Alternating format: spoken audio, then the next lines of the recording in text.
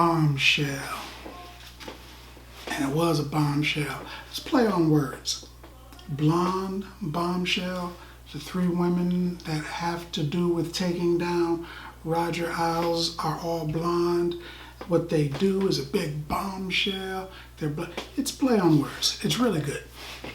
Starring Charlie Theron, who did a spot on Megyn Kelly. I almost think that they superimposed Megyn Kelly's face on top of her face or something. I'm not sure what technology they used, but she looked a lot like her. Nicole Kidman, Margot Robbie, John Lithgow, all of them were really good in this movie. They were all really good in this movie, but I think that the Margot Robbie character was made primarily to show how bad Ailes was. She was a fictional character, and Roger Ailes is no longer with us, so they can do things and say things without anybody saying, that didn't happen, because it was in a closed office, you know. So if the things they say about him are true, ew, yuck. But anyway, supposedly a true story. I don't know, but according to the movie, based on actual events. It's sort of like a really, really, really, really, really well acted documentary, kind of, because it was supposed to be true stories, and they had a lot of clips of actual people saying actual things on film. So you gotta wonder. It's essentially the story of three women in a sexually difficult situation with their boss, Roger Ailes. One of them decides to come forward and be like, man, I'm going to tell the truth and tell what happened. Her lawyers tell her to gather more evidence, so it takes a year for her to get what they need, I guess, and for a situation to become at a point where she has to tell what's going on. And the big backlash is, well, why did it take a year? If it happened a year ago, why did it take so long? But it turns out, us sitting in the audience looking at it, her lawyers were advising her. So, who knows? But Lithgow is pretty good as Ailes. He looked, I guess, about as close to him as you could without actually being a relative or something like that. This movie also gives you a lot of inner workings to the Fox network. Supposedly how they think there. Which, if it's true, may be a little terrible, because they're specifically looking to badmouth certain people because of their ethnicity, their race. They're looking to separate certain people from human beings and attack them specifically. They say that in the movie. We're looking at this, and this. And I'm like, wow, that can't be real. But the one girl is like, well, you believe this stuff, right?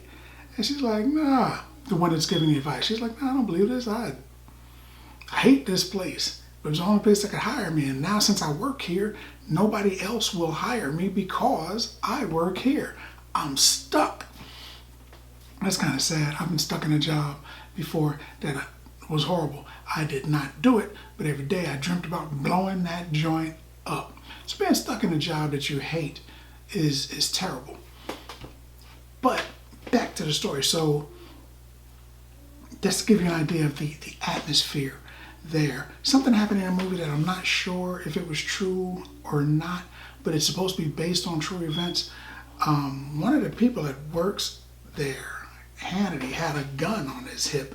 And he walked around in work and everything with the gun on his hip. And I'm thinking, is that legal? Can you do that? Does he do that? Was that just a movie or was that real? I don't know. But that stuck out because I'm watching the movie and I'm enjoying it. I'm like, hey, man, wow, it's pretty good. And then he comes up and he speaks and I turn and look at him and I'm like, is that dude wearing a gun at work? I know if I showed up at work with a gun on my hip, people would take notice to that. They'd be like, hey, man, what's going on? But it seemed like it was commonplace here.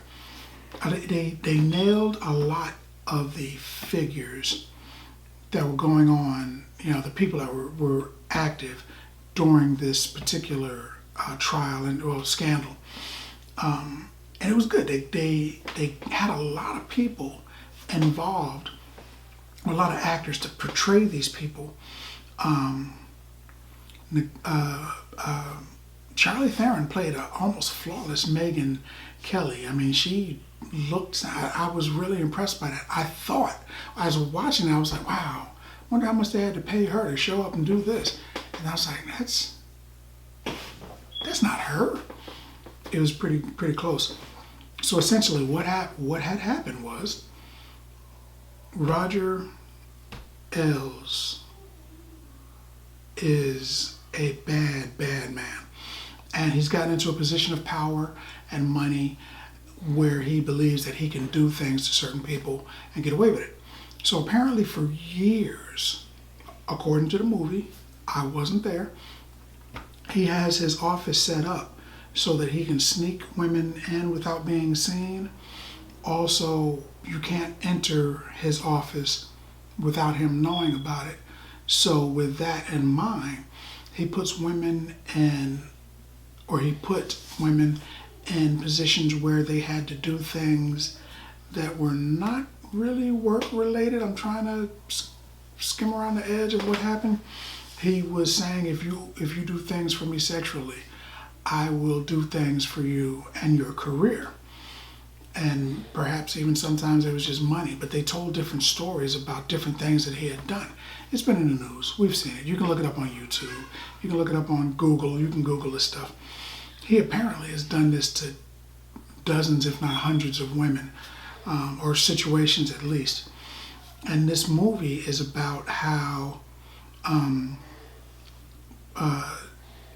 Nicole Kidman's character came out, followed eventually by Megyn Kelly.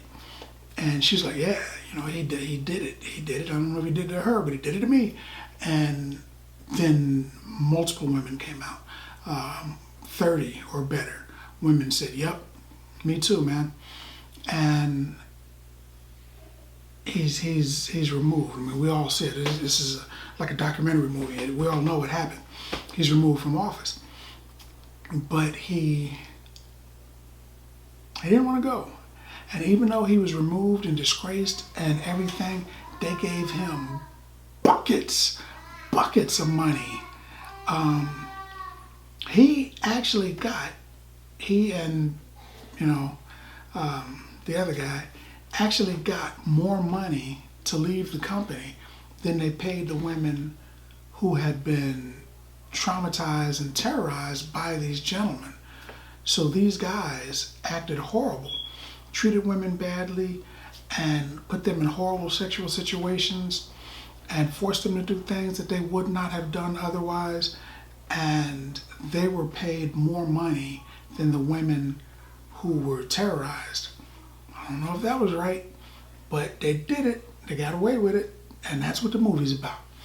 So the actors and actresses were really, really good. I mean, really, really good.